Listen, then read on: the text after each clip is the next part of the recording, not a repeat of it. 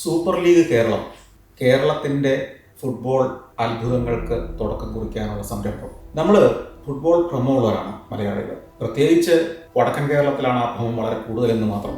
സ്പോർട്സിനെ നമ്മൾ ശരിക്കും വേണ്ട രീതിയിൽ ഉപയോഗപ്പെടുത്തിയിട്ടുണ്ടോ എന്ന് ഞാൻ പലപ്പോഴും ചിന്തിക്കാറുണ്ട്. സ്പോർട്സ് വെറുതെ ഗാലറിയിൽ ഇരുന്ന് കളി കാണാനോ ടെലിവിഷനിലൂടെ ആസ്വദിക്കാനോ മാത്രമുള്ളതല്ല. സ്പോർട്സ് വലിയൊരു സാമ്പത്തിക മേഖല കൂടിയാണ്. ലോകത്തിലെ പല രാജ്യങ്ങളിലും സ്പോർട്സ് എക്കോണമി എന്ന് പറയുന്നത് വളരെ ശക്തമാണ്. പക്ഷെ ഇതുവരെ കേരളം ആ മട്ടിൽ ചിന്തിച്ചിരുന്നില്ല. അവിടെയാണ് സൂപ്പർ ലീഗ് കേരളം എന്ന പുതിയൊരു സംരംഭത്തിന്റെ പ്രസക്തി. കേരളത്തിലെ പല റീജിയനുകളിലായി നിരവധി ഫ്രാഞ്ചൈസികൾ ഉയർന്നു വരികയും അവിടെ നിരവധി ടീമുകൾ രൂപം കൊള്ളുകയും അവർ തമ്മിൽ നിരന്തരം മത്സരങ്ങൾ, കളികൾ കേരളത്തിന്റെ പല സ്റ്റേഡിയങ്ങളിൽ നടക്കുകയും ചെയ്യുമ്പോൾ നിരവധിയായ കുഞ്ഞുങ്ങൾക്ക്, ചെറുപ്പക്കാർക്ക് കായിക മേഖലയിലേക്ക്, പ്രത്യേകിച്ച് ഫുട്ബോളിന്റെ മേഖലയിലേക്ക് കടന്നു വരാനുള്ള അവസരം ലഭിക്കുകയാണ്. അവർക്ക് നിരവധി പരിശീലനം ലഭിക്കുകയാണ്. ഈ ഓരോ കുഞ്ഞും നാളത്തെ ഒരു മെസ്സി ആവുന്നതിനെ കുറിച്ച് സ്വപ്നം കണ്ടു തുടങ്ങുകയാണ്. അതുകൊണ്ട് എന്താണ് കേരളത്തിനുണ്ടാകുന്ന നേട്ടം? വെറുതെ തമാശയ്ക്ക് ഫുട്ബോൾ കളി കണ്ടതുകൊണ്ട് കേരളത്തിന്റെ എക്കോണമിയെ, കേരളത്തിന്റെ സാമൂഹിക സാഹചര്യങ്ങളെ എങ്ങനെയാണ് മാറ്റാൻ പോകുന്നത്? പലരും ചിന്തിച്ചിട്ടുണ്ടാവില്ല.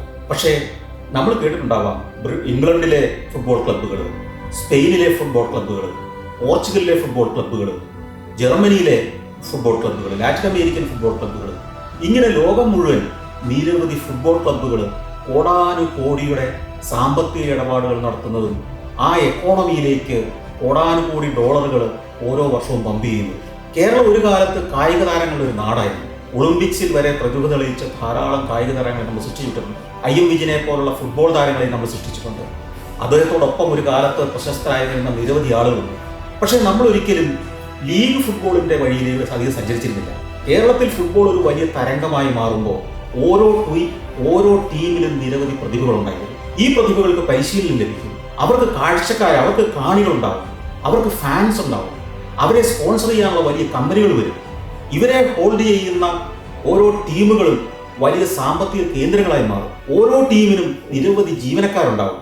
ഓരോ സ്റ്റേഡിയത്തിലും നൂറുകണക്കിന് ആളുകൾക്ക് തൊഴിൽ ലഭിക്കുന്നുണ്ടാവും. ഇവരുടെ ഓരോ ഹോം സ്റ്റേഡിയത്തിലേക്കും അല്ലെങ്കിൽ ഓരോ ടീമിലേക്കും സ്പോൺസർമാരുടെ കോടാനുകൂടി എത്തിച്ചേരുന്ന സ്ഥിതി ഉണ്ടാവും. ഇത് നമ്മുടെ സമൂഹത്തിലേക്ക് വളരും. കേരളം സാമ്പത്തികമായി വളരണമെങ്കിൽ ഏതെങ്കിലും ഒരു മേഖല, കാർഷിക മേഖല അല്ലെങ്കിൽ നമ്മൾ അറിയുന്ന ചില വ്യവസായ മേഖല, ഇതിൽ മാത്രം വളർച്ചയുണ്ടായ പോരാ. വികസിച്ച നാടുകൾ എല്ലാ മേഖലയിലും വിദ്യാഭ്യാസത്തിന്റെ സാധ്യതകൾ, IT-യുടെ സാധ്യതകൾ, ടൂറിസത്തിന്റെ സാധ്യതകൾ, അല്ലെങ്കിൽ ഹോസ്പിറ്റാലിറ്റി ഇൻഡസ്ട്രിയുടെ സാധ്യതകൾ എന്നൊക്കെ പറയുന്നത് പോലെ തന്നെ സ്പോർട്സിന്റെ എക്കോണമി സാധ്യതകൾ, സ്പോർട്സിന്റെ സാമ്പത്തിക സാധ്യതകൾ, ഇതെല്ലാം കൂടെ വളർത്തിയാണ് ഇന്നത്തെ സമ്പന്ന പ്രദേശങ്ങളായിട്ട് വളർന്നത്. കേരളം അത്തരത്തിൽ ഉപയോഗപ്പെടുത്താതെ പോയ ഒരു സുപ്രധാന മേഖലയാണ് സ്പോർട്സിന്റെ സാമ്പത്തിക സാധ്യതകൾ. അതിൽ ഏറ്റവും പ്രധാനമായി നമുക്കറിയാം, ലോകത്ത് തന്നെ സാമ്പത്തികമായി ഇടപാടുകൾ നടക്കുന്ന പ്രധാന കായിക ഇനം ഫുട്ബോളാണ്.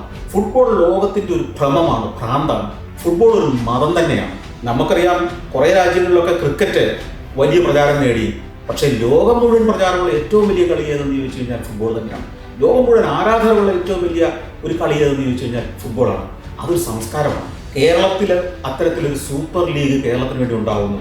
കേരളത്തിലെ ഓരോ ഗ്രാമത്തിലെയും പ്രതിഭകളെ കണ്ടെത്തി വളർത്തിക്കൊണ്ടുവന്ന് ലോകം ആദരിക്കുന്ന ഫുട്ബോൾ താരങ്ങളാക്കി മാറ്റാനുള്ള സംരംഭങ്ങൾ ഉണ്ടാവും എന്ന് പറയുന്നത് ചെറിയ കാര്യമല്ല. കേരളത്തിന്റെ സാമ്പത്തിക മേഖലയിൽ ഇത് ഉണ്ടാക്കാൻ പോകുന്ന മാറ്റം വലുതായിരിക്കും വരുന്ന കാലങ്ങളിൽ. ചിലപ്പോൾ 5 വർഷത്തിന് ശേഷമായിരിക്കും അത് ആരംഭിക്കുക, ചിലപ്പോൾ 10 വർഷത്തിന് ശേഷമായിരിക്കും അതിന് ഏറ്റവും വലിയ ഇമ്പാക്ട് ഉണ്ടാകുക, ചിലപ്പോൾ 20 വർഷത്തിന് ശേഷമായിരിക്കാം ലോകം അറിയുന്ന രീതിയിലേക്ക് നമ്മളുടെ ഈ സൂപ്പർ ലീഗ് മാറുന്നത്, അല്ലെങ്കിൽ അതിൽ നിന്നുള്ളൊരു പ്രതിഭ ഉദയം ചെയ്തു വരുന്നത്. ഏതായാലും അതിന്റെ തുടക്കം അതിഗംഭീരമായ ഒരു ആശയമാണ്.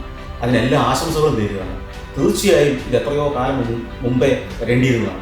അതിന് നേതൃത്വം നൽകുന്ന നവാസ് ബീരാനെയും അതിൻ്റെ പിന്നണി പ്രവർത്തകരെയും എല്ലാം ഞാൻ അഭിനന്ദിക്കുകയാണ്. ഇത് കേരളത്തിൻ്റെ സാമ്പത്തിക മേഖലയ്ക്കും കായിക മേഖലയ്ക്കും എന്തിനേറെ ചെറുപ്പക്കാർക്ക് ഭാവിയെക്കുറിച്ചോ പ്രചോദനം നൽകുന്ന, ആത്മവിശ്വാസം നൽകുന്ന വലിയൊരു തുടക്കത്തിനും കാരണമാകട്ടെ എന്ന് ആശംസിക്കുന്നു.